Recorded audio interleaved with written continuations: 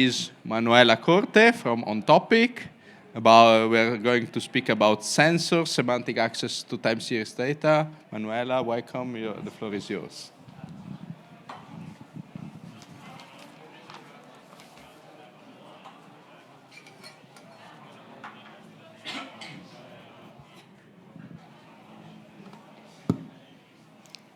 Hello, everyone. I'm Manuela. I work for On Topic, which is the company backing the open source project On Top. As shown here, today we will be addressing one of the biggest challenges in IoT, that is making heterogeneous the sensor data truly interoperable.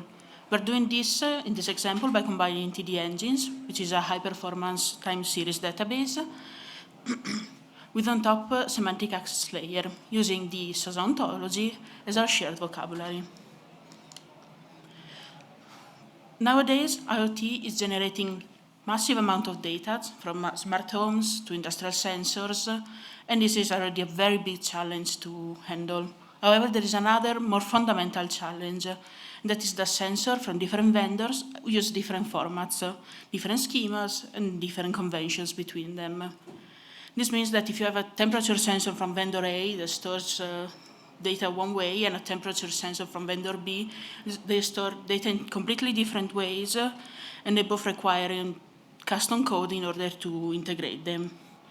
This becomes quickly a nightmare when trying to build an actual real-world system, when you need to work with dozens to hundreds of different sensor types. What if instead we could create a semantic layer over this IoT data that provides a common representation? So you just need to query general concepts like temperature or humidity without actually needing to know which table they're in or how which vendor structured their data. This is our approach.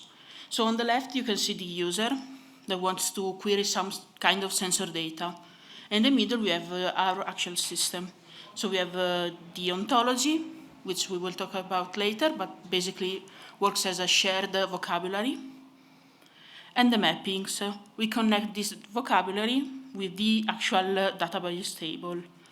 And the on-top system that does the translation defined in the mappings between the ontology vocabulary and the database table. On the right, we have TD engine, the time series database system that is storing the actual data with all the improvements and characteristics of actually having a time series database, so specifically for this workflow. Here is how it works. So you submit a query in Sparkle, which is the standard query language for semantic data. On top takes the Sparkle query in the mapping and the ontology, and understands how to relate these concepts to the database tables and translate them into an optimized SQL query.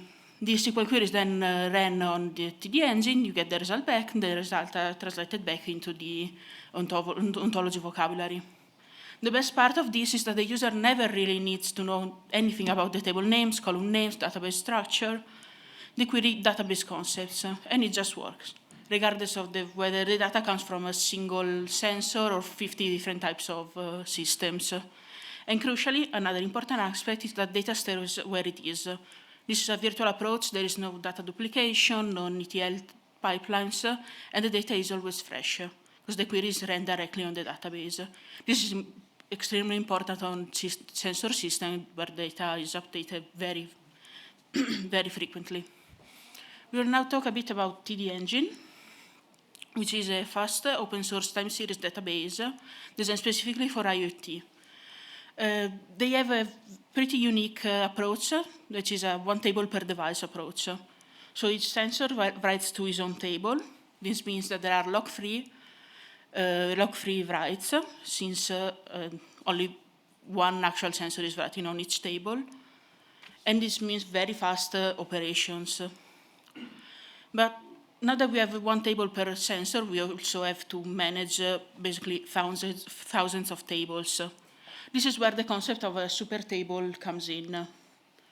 So a super table is nothing more than a logical structure that groups together a sensor with the same structure.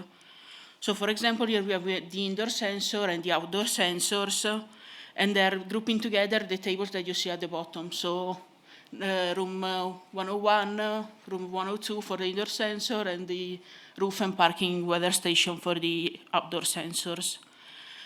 Additionally to this data, there are also tags in the super tables, which are basically static metadata that are shared between all the sensors in each specific super table.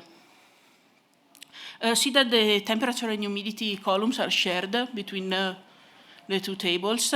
This will be important later, since we will map them to the same property in our ontology. Let's just now quickly introduce on top, which is what makes the semantic system, semantic access actually possible.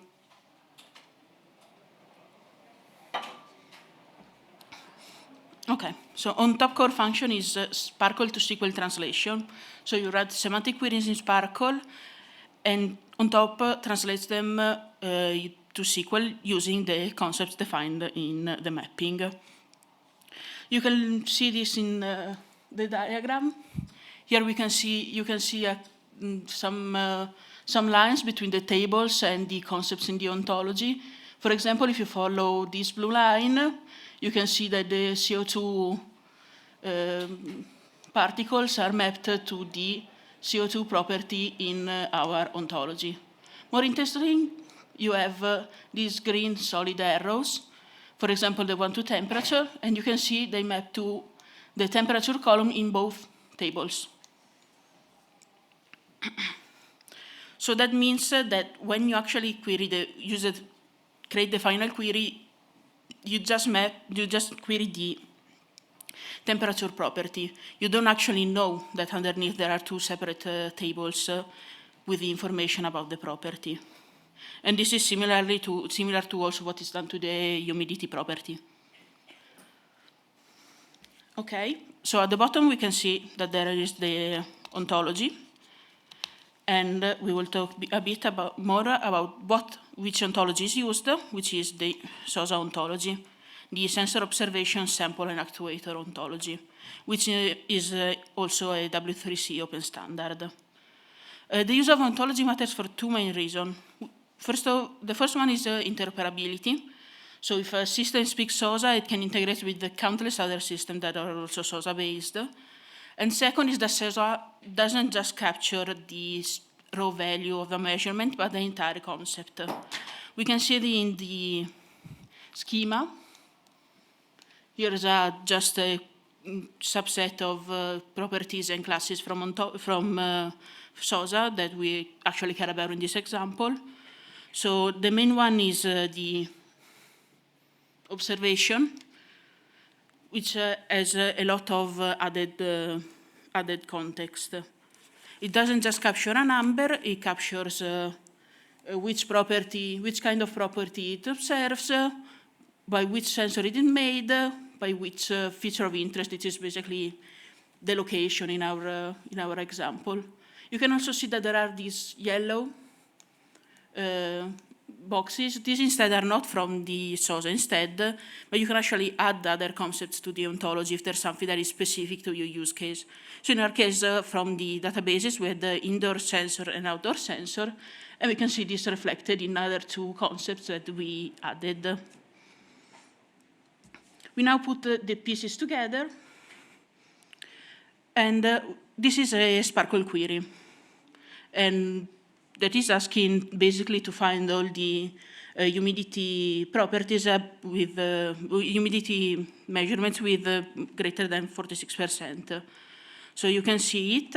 It takes the humidity property, where it is, the actual value, and the time. But the most important thing is the results. Here you can see that rooftop, these two, are from the outdoor sensor table, and this one instead is from the indoor. From the actual query, though, you would never know that these two come from separate tables. There is no union, no need to know that this table even exists. So also if the vendor changed something in the schema, or you added a different system, you don't need to change hundreds of queries across different systems. You just need to update the mapping. Of course, Sparkle isn't limited to simple queries. It also supports more advanced stuff like aggregation, grouping, calculations. Here's just a simple example that takes the data from the indoor observation, outdoor observation, and computes the average for each timestamp for the indoor, outdoor, and the difference between the two. This is, for example, could be used to something like evaluate how good a heating system works. So in conclusion, we have of course, have some benefits. We have the great performance of using a time series database with other semantics for easier querying. Also, as said before, data stays in the original database, so no data duplication and data is always live. Also, all technologies are open source and easily available. TD Engine and on top are both open source and available on GitHub. SOSA is an OpenW3C standard, and the integration between the two actually happened as a collaboration between the on top and TD Engine community. Now, there are also some challenges. The first one is this is an additional layer of abstraction, which means there is a learning curve. Developers need to learn and understand Sparkle, ontology, how to write mappings, and this can be a bit different from writing directly SQL on the tables. The other main thing is that this is still a work in progress, so TD Engine support in on top is still fairly new, and there are still rough edges and optimization to be added. Despite these challenges, we believe that this approach could be a positive impact on the future of IT system integration. Thank you for your attention, and I'm happy to answer any questions.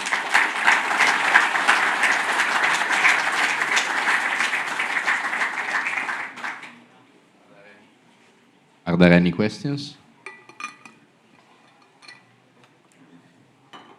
Everything seems to be clear. Maybe I have a question, because also the challenges you addressed this a little bit, because I think the challenge would be also that also end users start to use, instead of simple APIs, something more complex, which is somehow related to the Sparkle language. Mm-hmm. So how you also think that this can be improved in the next future, so that we have more and more this kind of architecture in the backend system, and on the front end some simple way to make this kind of code. Because this is, in our opinion, also challenging, because we have to decrease the complexity. Mm-hmm. To have this kind of request. Can you say something on this? Yeah, of course, if API exists for simplifying Sparkle query, SQL query, the same thing could be done for Sparkle query with already predefined dashboard-like queries. So predefined queries that then simply run and give the most basic and most useful results in a static way. Another possible way, while it's still a very far away possibility, is also to use natural language to SQL, Sparkle, whatever it is, using AI, obviously.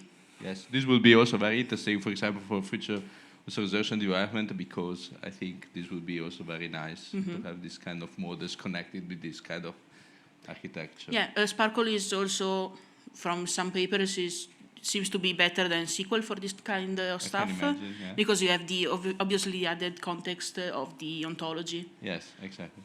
So there are already fixed, clear, documented properties. Good. So this may be some inputs for future research and development projects.